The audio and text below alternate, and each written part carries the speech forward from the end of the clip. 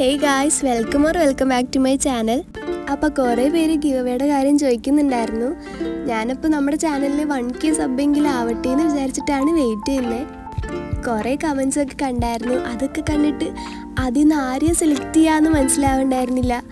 അപ്പോൾ എന്തായാലും കമൻറ്റിൽ നിന്ന് എടുക്കാതെ ഞാൻ റാൻഡമായിട്ട്, എന്താ വെച്ചാൽ കമൻറ്റ് വായിച്ചിട്ട് ഒരാളെ സെലക്ട് ചെയ്യാമെന്ന് വെച്ച് കഴിഞ്ഞാൽ അത് വലിയ പാടാണ്.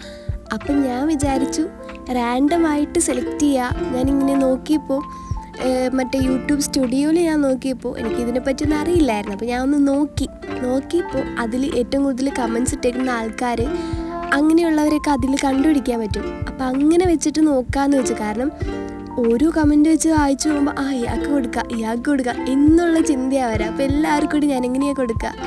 ഓക്കെ, അപ്പോൾ അതാ ഞാൻ പറയാൻ വന്നേ. ഞാൻ വീഡിയോയുടെ കാര്യം മറന്നുപോയി. അപ്പോൾ നമ്മളിവിടെ ഒരു പൗച്ച് ഉണ്ടാക്കി കഴിഞ്ഞിട്ടുണ്ട്. അപ്പോൾ എന്തായാലും പറഞ്ഞു തരാതെ അത് കണ്ടീനെ എന്തായാലും മനസ്സിലാവുമല്ലോ. അപ്പോൾ കയ്യിൽ ട്രാൻസ്പാരൻറ്റ് ഷീറ്റ് ഉണ്ടെങ്കിൽ അത് യൂസ് ചെയ്താൽ മതി. നല്ല ക്ലിയർ ആയിട്ടുള്ളതുണ്ടെങ്കിൽ അത് മതി. എൻ്റെ അടുത്ത് അത് ഉണ്ടായിരുന്നില്ല, അതുകൊണ്ടാണ് ഞാൻ ലാമിനേറ്റ് ഷീറ്റ് എടുത്തത്. വലിയ വ്യത്യാസമൊന്നും ഉണ്ടായിരുന്നില്ല, ചെറിയൊരു ബ്ലറി ഫീൽ ഉണ്ടായിരുന്നു. വേറെ കുഴപ്പമൊന്നുമില്ലായിരുന്നു, എന്നാലും ഓക്കെ ആയിരുന്നു. എന്നിട്ട് കുറച്ച് സ്റ്റിക്കേഴ്സ്, വാഷി ടേപ്പ് അതൊക്കെ ഒട്ടിച്ചൊന്ന് സെറ്റാക്കി എടുത്തിട്ടുണ്ട്.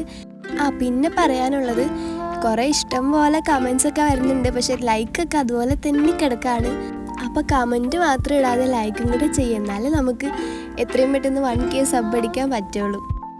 അപ്പോൾ വേറെ ഷീറ്റിലും ഞാൻ ഒരെണ്ണം ഉണ്ടാക്കിയിട്ടുണ്ട്. അപ്പോൾ ഞാൻ 3 എണ്ണം ഉണ്ടാക്കി ഓൾറെഡി.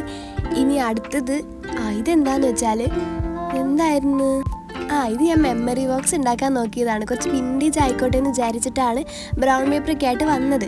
പക്ഷേ എനിക്കത് വെച്ച് നോക്കിയിട്ട് പകുതി ഞാൻ ചെയ്തു, പക്ഷെ അതെനിക്ക് ഇഷ്ടപ്പെട്ടില്ല. അതുകൊണ്ട് ഞാൻ പിന്നെ വീഡിയോയിൽ കാണിക്കാൻ. അപ്പോൾ ഞാൻ പ്ലാൻ മാറ്റിയിട്ട് നേരെ ഒരു ബാക്ക് പിൻ ഉണ്ടാക്കാമെന്ന് വിചാരിച്ചു.